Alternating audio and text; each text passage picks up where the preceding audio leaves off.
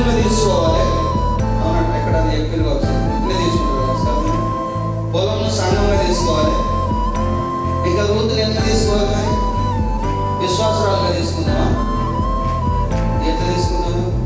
యజమానురాలుగా తీసుకుందామా? విశ్వాసరాలుగా తీసుకోవాలి.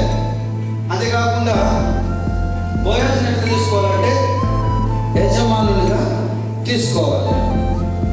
అయితే ఇక్కడ ఈయన ఏమంటున్నాడనంటే, ఇక్కడ 8వ వచనంలో నా కుమారి నా మాట వినుము, వేరొక పొలములో ఏరుకొనుట పోవద్దు, దీనిని విడిచి పోవద్దు, ఇచ్చటనే నా పనికత్తల యొక్క నిలకడగా ఉండుము. ఆమేన్.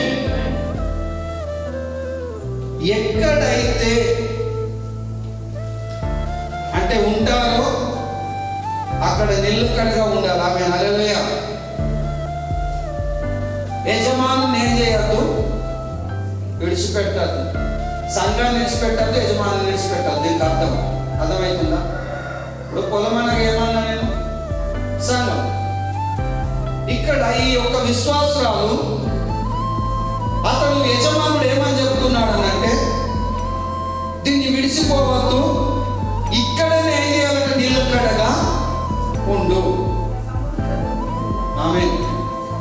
సమృద్ధిగా దొరుకుతుంది. ఇంకొకటి చూడండి, ఇక్కడ బయట కూడా చెట్లు పెట్టున్నాయి. మన వాళ్ళకి యాస్టాచ్ పెడితే లోపల చెట్లు పెడుతుండే నిలకడ అనేది చెప్తున్నాయి.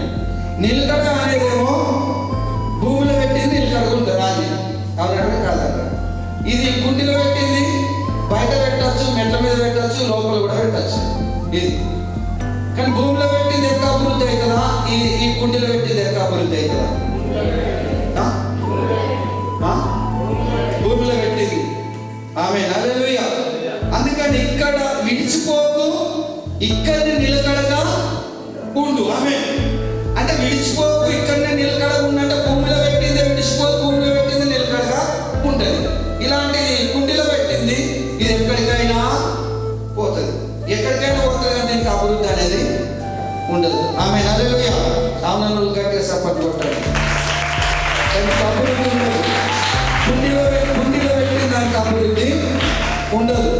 అంటే ఏ ఒక్క పొలంలో, అంటే ఏ ఒక్క సంఘంలో అయితే నువ్వు నాటబడి ఆ సంఘాన్ని విడవక, ఆ యజమానుని మరవక నువ్వు ఉన్నప్పుడు నిన్ను దేవుడు ఎంతైనా నేను ఆశీర్వదిస్తాడు, దీవిస్తాడు, నేను అభివృద్ధి పరుస్తాడు. ఆమేన్.